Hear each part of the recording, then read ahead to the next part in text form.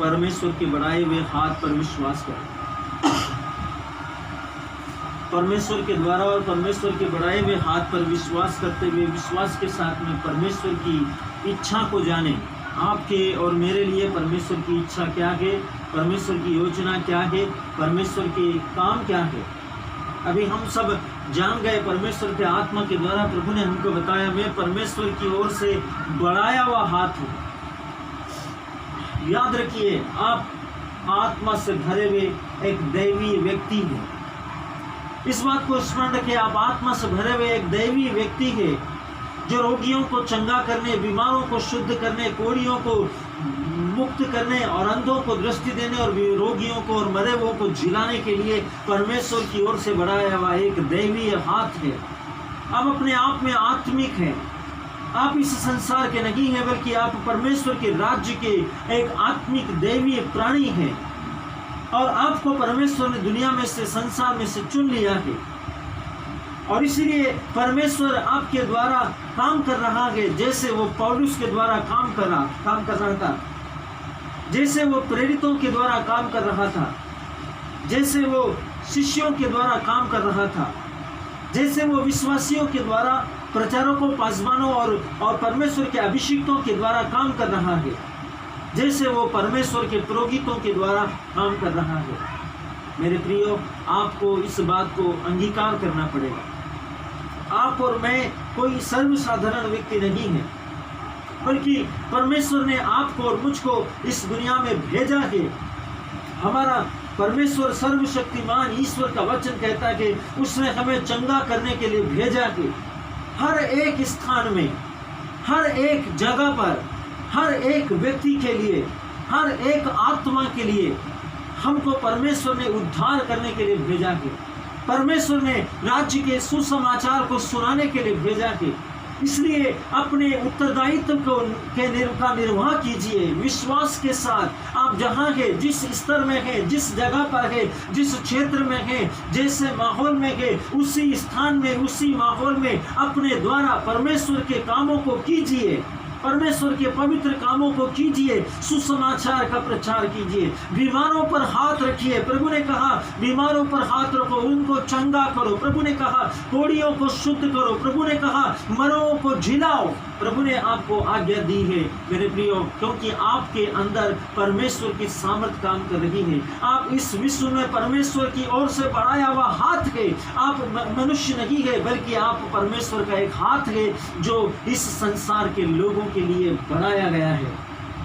परमेश्वर आपको भेजता है लोगों के जीवन में, दुखियों के जीवन में, पीड़ितों के जीवन में, बीमार लोगों के जीवन में, निराश लोगों के जीवन में, उदास लोगों के जीवन में, टूटे हुए लोगों के जीवन में, ठुकराए हुए लोगों के जीवन में परमेश्वर आपको भेजता है, आपको भेज रहा है एक बढ़ाए हुए हाथ की हैसियत के समान। आप अपने आप में सर्वशक्तिमान की सामर्थ्य से भरे हुए हैं। आप पवित्र आत्मा से सुसज्जित हैं, पवित्र आत्मा से परिपूर्ण हैं, क्योंकि वचन कहता है, पौलुस हमको बताता है, क्या आप नहीं जानते कि आपका ये शरीर जीवित ईश्वर का मंदिर है। आप अपने आप में एक दिव्यता, एक भव्यता, सराफ और करूबों और देवीय शक्तियों से परिपूर्ण, स्वर्ग दूतों की उपस्थिति से भरपूर एक महिमा का स्थान है, जहां सर्वशक्तिमान सारी सृष्टि का प्रभु निवास करता है। आप अपने आप में एक दैवीय महिमामय स्थान है, वो पवित्र स्थान है, वो पवित्र और महिमामय स्थान है जो आत्मा और आग से परिपूर्ण है। यही कारण था कि परमेश्वर का वचन कहता है, यूहन्ना ने कहा था कि मैं तो तुम्हें जल से बपतिस्मा देता हूं, किंतु एक है जो मेरे बाद आने वाले हैं, जो तुम्हें पवित्र आत्मा और आग से बपतिस्मा देंगे। वही परमेश्वर जिसने हमें पवित्र आत्मा और आग से बपतिस्मा दिया है, उसकी आग और उसका वचन, उसकी आत्मा और उसका रेमा आपके भीतर से काम करता है दैवीय कार्यों के द्वारा।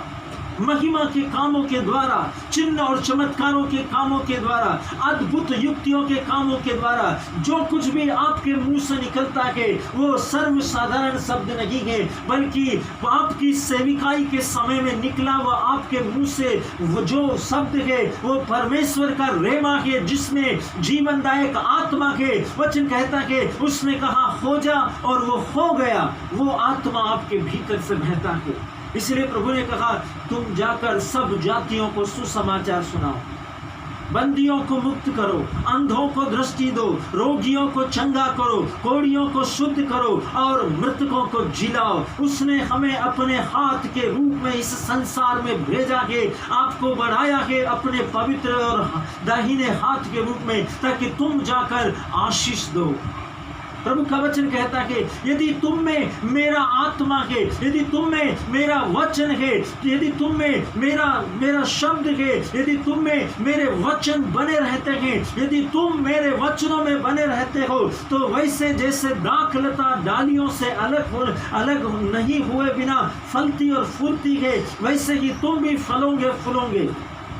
जैसे दाखलता में डालियां लगी रहती है, वो फलों से लदी रहती है, वो पत्तियों से लदी रहती है, क्योंकि वो दाखलता से जुड़ी है। लेकिन प्रभु का वचन हमको सिखाता है जैसे तुम मुझसे जुड़े हो, मेरा वचन तुम में बना है और तुम में मेरा वचन जिसमें जीवनदायक आत्मा है, तो वो फल लेकर आता है, वो बहार लेकर आता है, वो आशीष लेकर आता है, वो बहुत फलता है। मेरे प्रियो, अपने उपस्थिति को जानो। आप इस संसार में दैवीय परिणामों को घोषित करने के लिए परमेश्वर की ओर से एक अभिषिक्त दैवीय मनुष्य के रूप में उसका बनाया हुआ हाथ है। अपने इस जीवन को की उपयोगिता का इस्तेमाल करो। ईश्वर ने आपको इस संसार के लोगों के लिए चुन लिया है, संसार में से।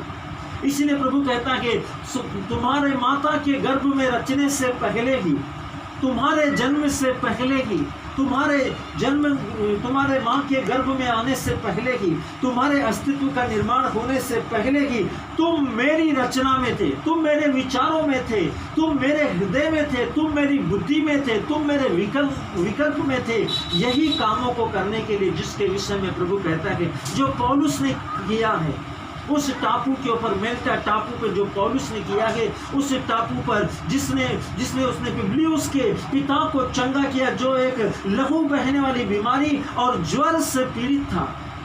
परमेश्वर के वचन को ध्यान दे, उसको ध्यान से समझे कि वचन क्या कहता है। कि पौलुस ने उसके लिए उसके घर में गया, उसके सिर पर हाथ रखा, उसके लिए प्रार्थना किया और वो चंगा हो गया।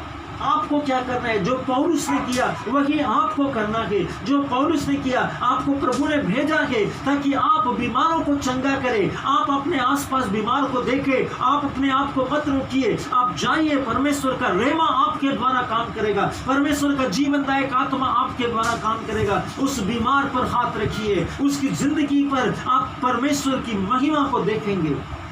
उस मृतक पर हाथ रखिए और घोषणा कीजिए अपने विश्वास की, आप उसको लाजरुस के समान जीवित होते हुए देखेंगे। आप कोढ़ी के ऊपर हाथ रखिए, उसके लिए प्रार्थना कीजिए और आप उसके शरीर में अद्भुत रीति से परमेश्वर के रहमा के काम को देखेंगे। उसके शरीर को वापस एक स्वस्थ मनुष्य के रूप में देखेंगे। क्यों? क्योंकि परमेश्वर ने आपको आदेश दिया है, परमेश्वर ने आपको भेजा है, आप भेजे गए हैं चंगा करने के लिए। आप इस संसार में भेजे गए। यीशु ने कहा तुम जाकर सारी सृष्टि को राज्य का सुसमाचार सुनाओ।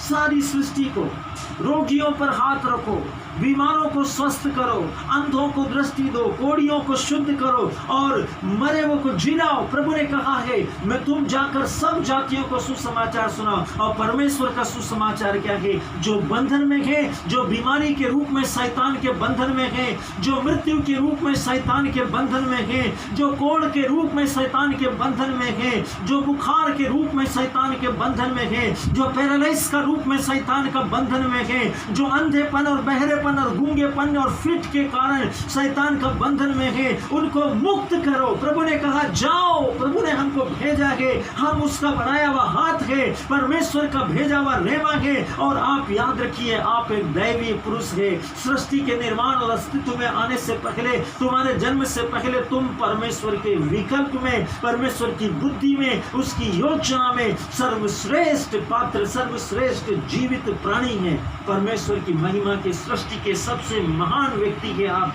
जिसे परमेश्वर ने चुना है।